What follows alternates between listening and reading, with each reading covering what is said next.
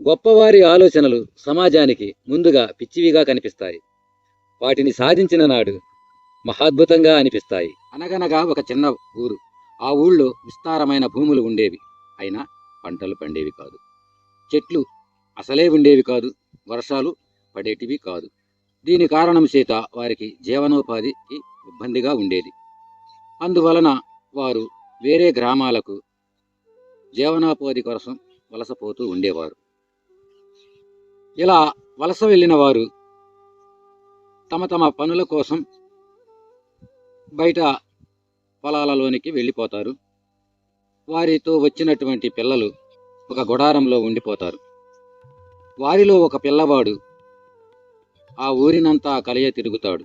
ఊళ్ళో ఉన్నటువంటి చెట్లను, ఊరు బయట ఉన్నటువంటి చెట్లను, వీటన్నింటినీ చూస్తాడు.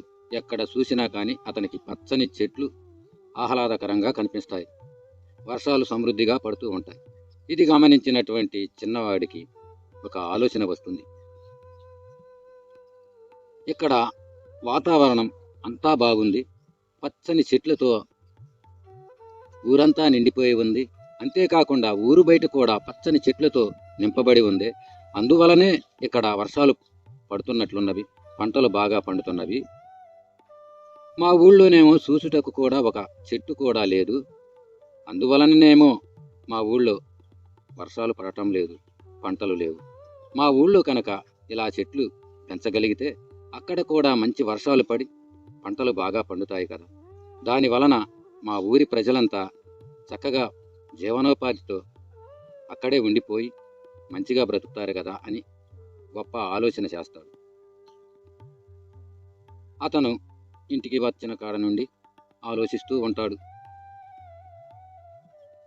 ఆ విషయాన్ని తన మనసులోనే దాచుకుంటాడు. కొంతకాలానికి ఆ ఊళ్ళో పనులు ముగుస్తాయి. అక్కడ నుండి తమ గ్రామానికి వెళ్ళిపోతారు. ఆ గ్రామానికి వెళ్ళిన తర్వాత ఆ ఊరి యొక్క పెద్దవారిని అందరినీ పిలిచి తనకు వచ్చినటువంటి ఈ మంచి ఆలోచన గురించి తెలియజేస్తాడు. వారందరూ ఇతనిని ఒక పిచ్చివాడిగా చూసి ఏళనగా నవ్వి, నీకేమైనా పని పాట లేదేమో, ఆ పనేదో నువ్వే చెయ్యి, నువ్వే ఆ మొక్కలు ఇవన్నీ నాటుకో, మాకు పని లేదనుకుంటున్నావా అని చెప్పి ఎగతాళి చేసి అక్కడి నుండి వెళ్ళిపోతారు. అలా వారంతా హేళన చేసి వెళ్ళిపోయాక ఆ పిల్లవాడు నా ఆలోచన ఏమైనా తప్పుగా ఉందా అని చెప్పి అనుకొని తనలో తాను మదన పడతాడు.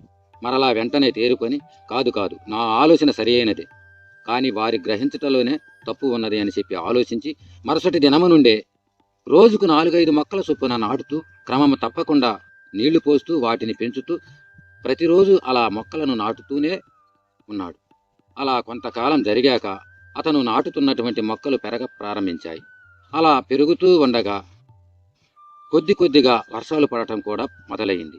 అది గమనించినటువంటి ఆ గ్రామ ప్రజలందరూ ఒక్కొక్కరిగా ఆ పిల్లవాడికి సహకరించడం ప్రారంభిస్తారు. వారి కూడా తమ వంతుగా మొక్కలను నాటుతూ నీళ్లను పోస్తూ ఊరంతా మొక్కలను నాటివేస్తారు. అలా నాటిన కొన్ని సంవత్సరాలకు ఆ చెట్లు పెరిగి పెద్దవవుతాయి. వర్షాలు సమృద్ధిగా కురవటం ప్రారంభమవుతుంది. అది గమనించినటువంటి గ్రామ ప్రజలందరూ వారితో పాటు వలసపోయిన వారు కూడా తిరిగి తమ గ్రామాలకు వచ్చి వ్యవసాయం ప్రారంభం చేస్తారు. అలా ప్రారంభించిన వ్యవసాయం ఆ సంవత్సరంలో సమృద్ధిగా వర్షాలు పడటం వలన మంచి పంటలు పండుతాయి. ఆ పంటలను చూసి మురిసిపోయిన ఆ గ్రామ ప్రజలంతా ఆ పిల్లవాడిని ఆ ఊరి గ్రామ సభకు పిలిపిస్తారు. ఘనంగా సన్మానం చేస్తారు. అలా ఆ పిల్లవాడిని ఘనంగా సన్మానించి ప్రశంసలతో కొనియాడుతారు. ఈ కథ మనకు ఏం తెలియజేస్తుంది? ఏదైనా ఒక మంచి పని చెయ్యాలన్న ఆలోచన మనకు కలిగినప్పుడు ఎవరు సహకరించినా సహకరించకపోయినా ఆ పనిని ప్రారంభించి కష్టపడి పనిచేయగలిగితే మంచి ఫలితాన్ని పొందగలము అన్న విషయాన్ని ఈ కథ మనకు క్షుణ్ణంగా తెలియజేసింది. ఇటువంటి మోటివేషనల్ కథల కోసం మన ఛానల్ని సబ్స్క్రైబ్ చేసుకోండి. ఈ కథ మీకు నచ్చినట్లయితే ఒక లైక్ చేయండి. ఎదిగే పిల్లలకు షేర్ చేయండి. జై హింద్.